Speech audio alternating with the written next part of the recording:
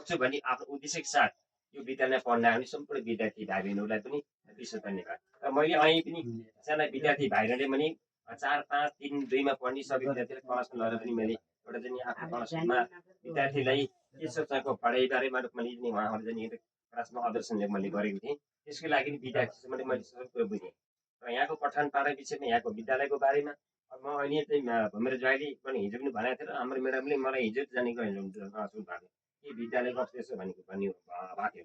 अब कुरो के रह्यो भने चाहिँ भने हामीले पटक पटक तपाईँले भन्ने गरेका छौँ विद्यालय एउटा हाम्रो चाहिँ त्यो विद्यालय एउटा पण्डित मन्दिर हो होइन, पिताको मन्दिर हो। त्यो मन्दिरमा हामीले चाहिँ यता हाम्रो बाल बच्चा हामी चाहिँ हुर्काउँछौँ पठाउँछौँ।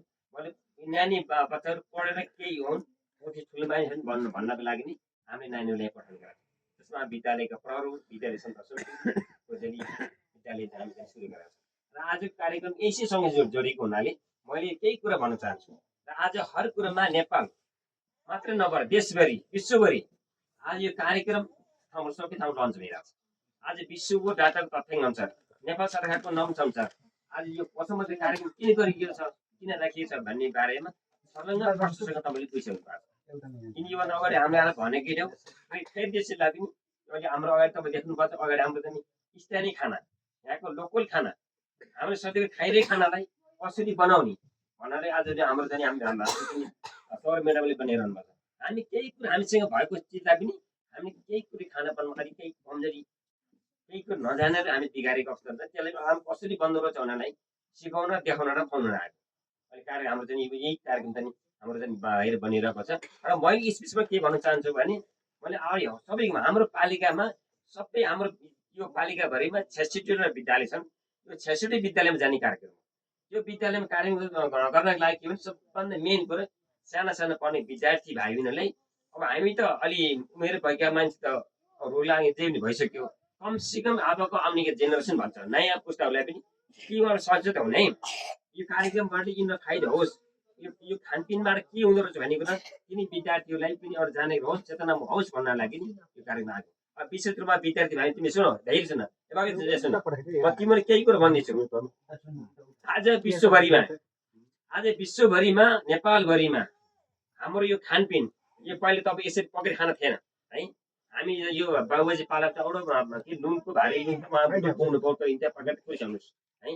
त्यस्तो अवस्थामा त्यो खानपिनमा आफू यो घर गाउँमा बसेर दुध खाएको मुही खाएको है ग्रोस खाएको बानी आज चाहिँ हाम्रो चाहिँ जति नै हाम्रो चाहिँ भेट्ने अगाडि भेट्छौँ अर्को हस्पिटल पुग्छ अर्को उमेर हेर्नुहोस् मान्छे कति हेल्थी हुनुहुन्छ। 100 मान्छेको उमेरमा चाहिँ अब उमेर मुन्सुमा आउँछ बाँचिरहनु भएको छ।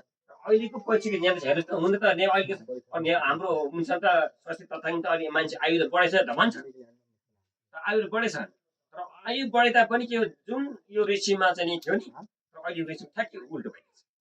तपाईँले चाहिँ भन्दै मैले भन्छु भर्खरै मैले एउटा चाहिँ हामी जान्दाखेरि तपाईँले सुन्दाखेरि हामी देखेको एउटा रारा चौचो मात्रै आउँथ्यो कि होइन हामी रारा चौचोमा देख्थ्यौँ कि हेर्नुहोस् त रारा चौचो मात्रै यता देखिन्थ्यो अलि बजारतिर त वाइ भने आउँथ्यो मैले देखेको थिएँ त्यो बिबी चौचो।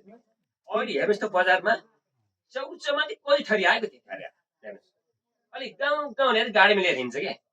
एउटा रारा चौचो बनेको कम्पनी अहिले लगभग 50 कम्पनी रारा चौचो बन्यो भने चौचो बनाएको छ किन बनेको हेर्नुहोस् त त्यो चौचो किन बनेको यदि रारा चौचो हामीलाई त्यसलाई नखाइदिएको भए त्यो कम्पनी बन्द हुन्थ्यो।